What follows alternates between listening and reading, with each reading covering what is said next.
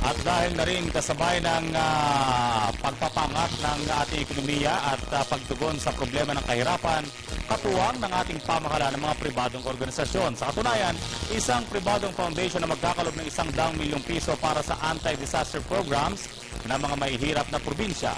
Narito ang report. Iwala pa rin ang mga private foundations na tinutugunan ng pamahalaan ang problema ng kahirapan, pero nanawagan naman ito ang kailangan din ng tulong ng mga pribadong organisasyon para tuluyang maiangat ang mga mahihirap na pamilya.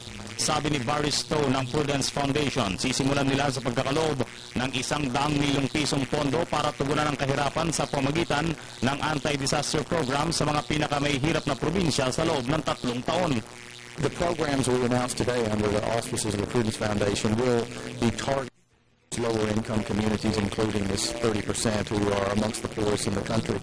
And what it does is it provides really important long-term assistance because it helps educate children and helps educate mothers how to further develop their children so that they do better in school, and in the long term their opportunities to be lifted out of poverty are much improved. We think that's extremely important work.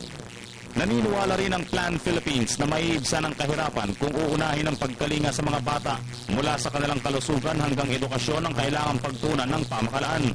Every year that you educate a girl child longer, her earning capacity later in life will increase significantly, between 15 and 25%. So we just know that the way to lift communities out of poverty has to do with education and providing people with the skills that they need to be competitive in the labor market. Pinuri naman ng Save the Children Foundation ang ginagawa ng pamahalaan para maibsan ang kahirapan, lalo na sa mga programang Conditional Cash Program o Pantawid Pamilyang Pilipino. The local government has a really important role to play in this project. I think, supporting us with having a revenue and really carrying this on, taking this to heart, and really realizing the potential of children if you make them develop properly.